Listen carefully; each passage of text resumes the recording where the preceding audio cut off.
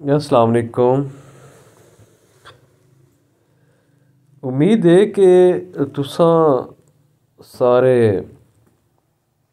भाई दोस्त अहबाब सब खैर खैरियत नाल होसो। अल्लाह दुआकू अपनी हिफ्ज़ो अमान रखे। आमीन सुम्मा आमीन। मेरा छोटा जा तारुफ,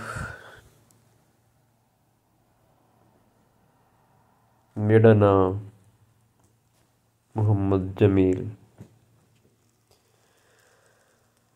मेरा ताल्लुक ज़िला राजनपुर दा एक छोटा जा कस्बा शहर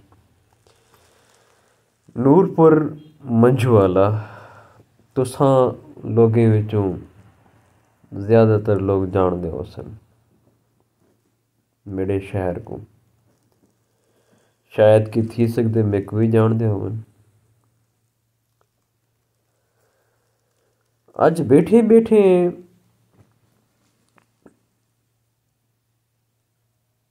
जिस टाइम इंसान ना हालात कले ना सिखते थक पंजे ना इंसान। थकण दा मकसद ये कहनी मतलब ये कहनी कि इंसान हार मन वंजे। जिस टाइम इंसान बैठे बैठे थक वेंदे ना ते इंसान सोचेंदे बहु कुछ सोचेंदे। वो सोचेंदे कि मेरी जिंदगी दे अंदर ये वक्त क्यों है, मुश्किलात क्यों हैं। वालों दा हल भी मतलब करन वास्ते कोशिश करेंदे, उदा हल भी मतलब कढेंदे ना कढण वास्ते गोलण वास्ते वो सोचेंदे। ते इंसान दी जेह्ड़ी जिंदगी होंदी है वो तो है भी सीखण दा ना। इंसान सिखदा ही रह वेंदा है। वो चाहे उनकी जितनी वड्डी उम्र थी वञे ना वो सिखदा रह वेंदा है। कोई कहनी कि मां दे पेट चो सिखते आंदे होवन। वो एक सीधी जी गल है, इंसान गलती करेंदे तो सीखते ना। अगर वो गलती ना करे तो सवाल भी नहीं पैदा थींदा। क्यों? क्योंकि इंसान गलती दा एक पुतला है। और कहीं चीज़ दे सीखण दा मज़ा उस टाइम नहीं आंदा जिस टाइम इंसान गलती ना करे। गलती करन दा मकसद ये कहनी कि तुम हर दफ़ा वाला गलतियां ही करो। गलती करन दा मतलब है, गलती थीमण दा मतलब है अगर तुहाडे कोले गलती थी गई है तां हुकुम इंजे तरीके नाल ठीक करो कि कल को गलती ना थीवे। ते इंसान गलती कने बहुत कुछ सीखदे। हुण तुसां ई नहीं कर सकदे कि बस कोई भी है कि परला गलती ना करे। हाँ अगर तुसां एक डर चो खौफ चो कोई भी काम करेंदे पियो तो उहदे विच गलती दे चांस बहुत ज़्यादा होंदे। क्यों? क्योंकि तुसां ना एक किस्म दा एक तवज्जो दे नाल नहीं वेख रहे मतलब एक तुहाडे दिल दे अंदर खौफ होंदे। अच्छा मैं टॉपिक तो हटदा पिया। अज मेरी ये पहली वीडियो है। वीडियो बनावन दा मकसद ये कहनी कि मैं वायरल थी वहाँ। मैं बस बैठे बैठे ना एक मेरे जहन बस में ख्याल है यार कि असल मेरी तालीम ना मैं BS मैथमेटिक्स की थी भैया। मैं फिर द स्टूडेंट हाँ। मैं टीचर भी हाँ प्राइवेट इदारे दे अंदर पढ़ाना मैं अकैडमी दे अंदर ते चंद कुछ स्टूडेंट भी हैं मेरे को शायद चंगी तरह ते जान दे सन ते बैठे बैठे मैं सोचे कि ज़िंदगी के अंदर जितनी भी मुश्किलात फेस की तिन से बर्दाश्त की तिन से डिठन से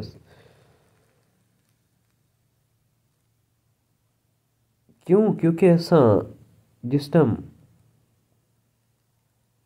कच्ची पक्की कने रखते 11वीं 12वीं तक ना असा एक लाइल होंदे हैं साकू हालात वाकयात दा कोई अंदाज़ा क्या नहीं होंदा कि अगू ते असा अपने फ्यूचर दे नाल मुस्तकबिल दे नाल असा क्या करना है क्या करना चाहिए और ना साकू कोई मतलब अच्छा मशवरा देंदे और ना मतलब साड़ी जहन च यह चीज़ होंदी है कि असा कोई लोगों नाल टच होना चाहिए अपने फ्यूचर के मुतालिक होने के लिए मालूमात खिनू असा ही चीज़ के लिए बेखबर होंदे हैं वाल जिस टाइम आंदे 12 के बाद ना 12वीं के बाद वाल पता लगदे कि यार असा ना केरे हालात से सबको क्या करना चाहिए क्या सा किते से वाल इंसान इड्डे भजदे लेकिन टाइम थोड़ा होंदा है इंसान के लिए स्टूडेंट के लिए तालिब इल्म के लिए कि अगू ते क्या करना चाहिए क्या नहीं करना चाहिए इंसान मतलब उन्हें असा मिसाल के तौर पर मैं तक आखा कि असा 12 के बाद असा भी रोली हैं साकू सारे के लिए टाइम थोड़ा बचे साकू मशवरा देने वाले भी हैं तो साकू समझ कख ना आती कि साकू क्या करना चाहिए एवं जिंदगी के अंदर काफ़ी सारे वाकयात हैं कि मैं सोचे कि क्यों ना असा एक बे नाल बहते डिस्कस करो सोशल मीडिया के प्लेटफॉर्म के उत्ते ते वल अज 6 तारीख है कोई रात 1:30 का टाइम है नींदर ना आती पी आई बस इवें सोचते एक जिंदगी का मोड़ दे पे कि किडे वेंदी पई है क्या करना चाहिए क्या नहीं करना चाहिए क्योंकि हर इंसान जिंदगी के अंदर मुश्किलात ज़रूर होंदे जिस टाइम इंसान मुश्किलात घिरे पे होंदे ना ते वालो हल गोलन की तलाश च होंदे खैर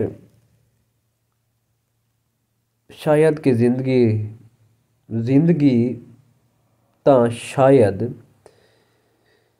कि हुण ना साड़ा तुहाड़ा मुलाकात का सिलसिला जारी रहे और शायद रासी जिस टाइम तक जिंदगी है